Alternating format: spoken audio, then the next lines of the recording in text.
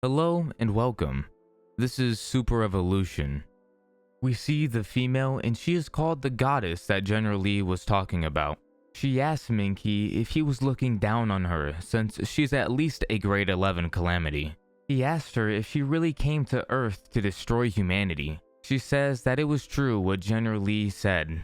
She also says that humanity has been greedy for too long and the universe is starting to feel distressed.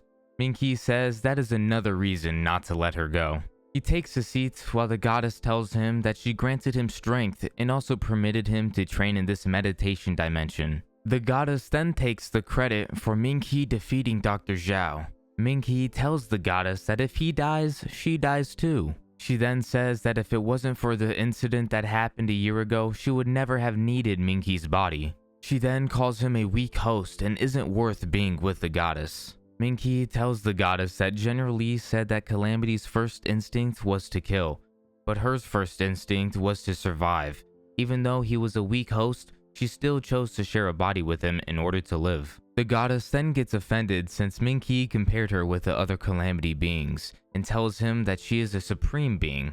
I mean, I would hope, since her name is called the goddess, it just makes sense that she's a higher power, supreme being, She tells Ming He that a suitable host is hard to find, and it's not even in a several hundred million, and it takes a long time for the body to adjust to the merge. It even took Ming He a whole year to adjust to the merge, which now explains everything. He says that giving him superpowers is just compensation for putting him in a coma for a whole year. The goddess says that they will live in peace from now on.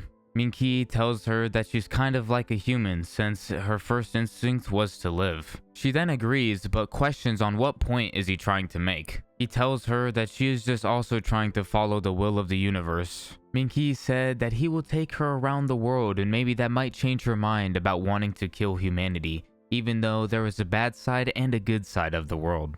He then says she is pretty and he is happy that he got to know her and hopes they will get along. She smacked Ming He's hand and tells him that they will only get along if he trains harder from now on, since he was someone who almost died by a pseudo-lord being. He questions what a pseudo-lord being is, but she ignores it and tells him that she will make a strong opponent for him so he could train for a bit. Ming He said that he is tired at the moment, so he won't do it since he can't even practice meditation. He then opens his eyes and is now back in reality. He thinks about the 9th grade calamity and says there is a nuclear bomb in his body. He also knows that if he said something about the goddess to anyone, she would explode, so it's impossible to think about the consequences. Ming He wants to reform her so it would resolve the 9th grade calamity, so he better get along with her. We switch to the outside of the hospital and all of the reporters are talking about what happened and the hero that is about to come out. Ming He comes out with the mask on while the people tell him that he is on TV so he should say something.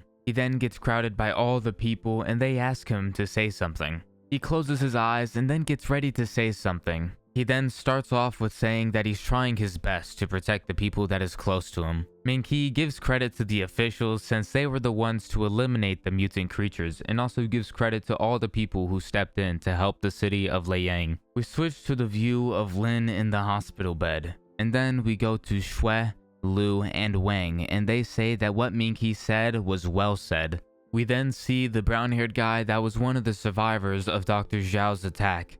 He starts to cry and tells the gravestones that they are the real heroes of the city. We switch to the park and we see Ming He taking off his mask. He thinks that in his current state, he shouldn't go out in public since he might get thrown into a lab and get dissected. Ming He thinks about the money he got and says he is rich so now he could go let his sister relax for a bit. He ended up asking Sister Lan to not tell his sister that he was in the hospital since she would have been worried sick. Ming He goes over to his sister while she is working and she asks him what is he doing there. He tells her that he got a lot of money from the officials for his bravery so they can relax for the rest of the day and get something to eat. She tells Ming He that she needs to finish working and they could save the money for the future. He then decides to help his sister with work so they could get done and then they could get a bite to eat. She asked him if he should be at home studying for the next year's test and thinks of his time being wasted there. She then tells him about the hero who saved an entire city and asked him to look up to someone like that since he wants to become a hero.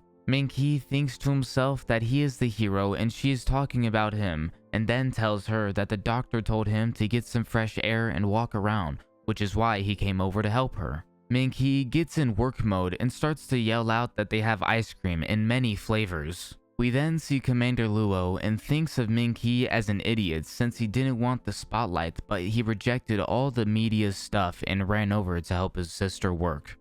She thinks of him as a sensible big boy, whatever that means. Ming He then gets a call from the commander and she wanted to talk to him about joining the official superhuman organization and asked him if he thought about it. Ming He said that he did think about it and then says that his sister has been working hard for many years so he could study, since she always wanted him to enter the Superhuman Institute. He plans on studying some more so he could join the Superhuman Institute's special recruitment program. The commander says that Ming He is still young, so he doesn't need a stressful job like protecting the city at the moment. He said that after he graduates, he will apply to join their organization. She tells him about the special program he wants to join and says it has a special department which is called the Dragon Tooth. The agents of Dragon Tooth are independent, so they don't have to have fixed hours of protecting the city. The agents are also free to join other organizations. She tells him that only in dangerous situations they are called, and they also get authority like the officers. She says that they also get paid each year, which in Ming He's case, he needs the money for the Superhuman Institute. She tells him that he will get freedom as long as he assists them twice a year and also get his stipend. Ming He said that they could contact him whenever they like, since serving one's country is a superhuman's duty. Commander Luo thinks Ming He is quite a talker and then makes him a Dragon Tooth agent. They are both looking forward to working together from here on out. Ming He hangs up the phone and then his sister comes over. She said that she has finished selling everything and asked who is he talking to. He tells her that it was an official organization. He then mentions to her that they gave him a part-time job and the pay is quite high. He tells her that she doesn't need to work herself so hard anymore and they could even get a new house. She asked him if he was for real and Ming He replied with a yeah. She said that they should get food to celebrate. So they go out to eat, they go to get clothes, and they even look at a new house they are renting. Ming He said that he is happy and soon they will be able to buy that house. Ming He's sister says that life is already good and Ming He told her that it's only gonna get better. She tells him that since he is a superhuman now, he should go and meet that hero who stopped the pollution problem on behalf of her. He questions her and she gets mad about it and asks what does he mean since thanking others is important, and even heard that he fought with a mutant monster that was stronger than him just to protect the city. She says that the hero could have ran away, but he chose to stay there in the end, even though his whole body was covered in wounds which could have caused him to die. She thinks about everything that happened and then also thinks about superhumans because they made things so peaceful. She asked him if he gets an opportunity, he should thank the hero, and Ming He agrees and says that he will keep that in mind. We see Ming He getting out of the shower and thinks about how his sister thanked him even though she really didn't know it was him. He says that he will risk it all to protect his sister since people like her are worth it. Ming He then starts his training saga. He did core, strength, endurance, technique, knowledge, and hands-on training. We see Ming He closing his eyes and entering into the meditation dimension. The goddess told Ming He that she built a Dr. Zhao training dummy and has about 90% of his original combat power. She wants him to start training for combat against him. Ming He was pretty thrilled since he hasn't forgiven him yet for what he did. She said that Ming He's body can't keep up with his brain, and then we get a good look at his stats and powers. She tells him that based on his combat ability, he should be at a Moonglow rank, so he should try reaching the Sunblaze rank, which will make it harder for him to die. Once Ming He reaches the Sunblaze rank, he will be able to release his Xuan Fist Absolute Domain, and it will then become a Red Sovereign talent. Once he does release it, he will then think of Dr. Zhao as an ant. Ming He then remembers a teacher saying something like that. A blue spirit talent gives the superhuman a white dust physique and a spirit art power. There is pyrokinesis, which Ming He's is the explosive fist.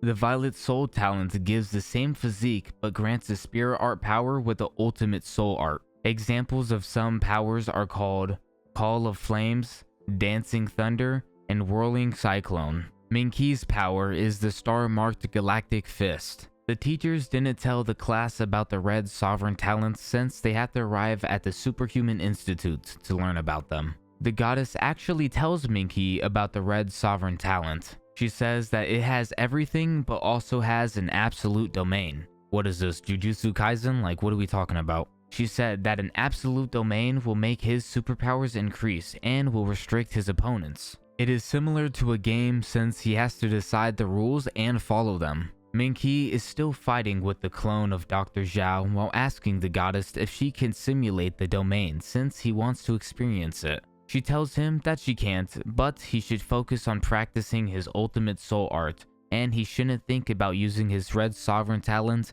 until he gets familiar with his Violet Soul power. Ming He smirks and thinks about the marks needed for his ultimate soul art. He was lucky to have hit Dr. Zhao with 49 marks because if he didn't, he would have died. He asked the goddess if he could add more marks and she replied with yes, and 49 was the minimum requirement for the activation of the ability. She tells him that his punches should be more faster and precise and also take advantage of his surroundings since anything could be used as a medium with his Xuan fist. He should also use his explosive fist to stack more fist marks on his opponent. If he does that, he should be able to use his soul art much earlier than when he fought with Dr. Zhao. A month has passed since then, and we see Ming He at a train station, which he will be going to Nandu's NXX. By the way, sorry if I butchered that name, like I do apologize. It was just very hard for me to find a pronunciation for NXX, like I had no idea what happened. Ming He says goodbye to his sister while also telling her not to be sad since he isn't going to go fight on a battlefield or anything like that. We switch over to a view of Nandu Shishan Industrial Zone, which has red fog everywhere.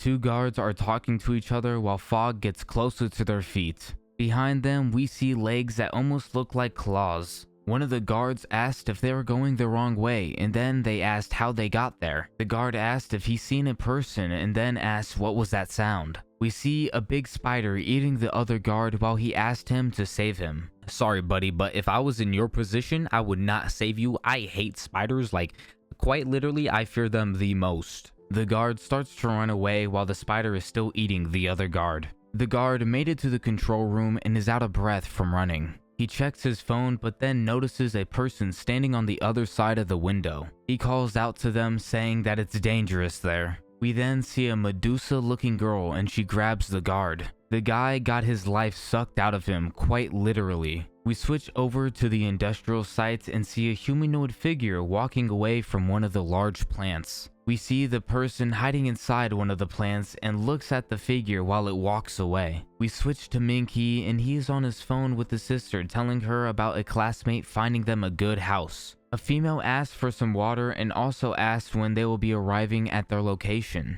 The train attendant called Tan Sin said that there was an hour left and asked if she brought her daughter to attend the Nandu school. She tells Tan that she is correct and her daughter got the highest scores in Liang City. Her daughter's name is Fang Nia Rong. Tan didn't expect her daughter to be so outstanding. Other passengers heard this and start to talk about how pretty she is and also says that the superhumans need to have at least a blue spirit level talent. A person sitting in front of Fang asked if she could write the dude something since it will bring him good luck, because the guy also wants to protect people by becoming a superhuman. Ming He thinks about how the girl got admitted by her own strength and also had the top scores. He says that it's impressive because she isn't like him who got into the institute from a backdoor method. Out of nowhere, the train slams on the brakes and the person next to Ming He almost lets her baby fly out of her hands.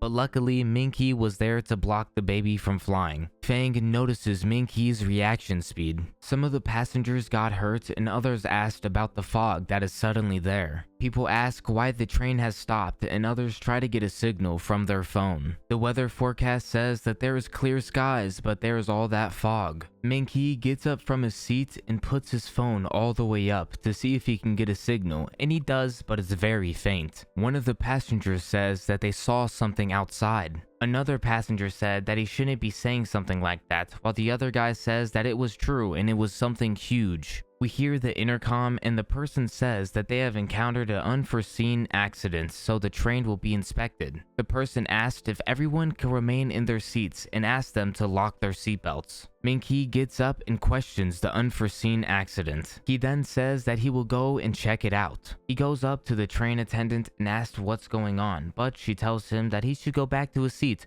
just in case, since their staff is inspecting the train. Ming He shows his badge and says that he is a superhuman and asks if there was something strange happening, they should tell him about it. She then apologizes to Ming He and then tells him to follow her to the front of the train so they could discuss further. We then see Fang get up from her seat and come over to where Ming He is while saying that she is half a superhuman, so she could help. We see two people talking about how they checked all the passengers' informations, but there isn't a single superhuman on the train. Ming He, Fang, and the train attendant then come up to the two men while the attendant says that these two might be able to help. The person then asks what grade they are. So Ming He and Fang both show their identifications. The two people look at them and say nothing. The safety officer tells them that they can't handle the situation since they don't know how dangerous it is outside. Ming He tells him that it's better than just stopping the train, and the longer they stay stopped, the more dangerous it will become. He says that they need to at least find a place with a signal so they could request for backup. The other guy says that Ming He's words are right, so they should let Chi Ming, which is the officer, to follow them. Ming He tells Fang to stay there, but then she gets upset and asks why, since Ming He is just a trainee, and if he can go, she can go as well. Ming He then allows it and tells them both to stay close to him. He tells the attendant to lock the door and not to open it no matter what. He says that they could only open the door when they are there. So the attendant closes the door and we see the trio walk off. Thank you all for watching, and I hope you all enjoyed this video.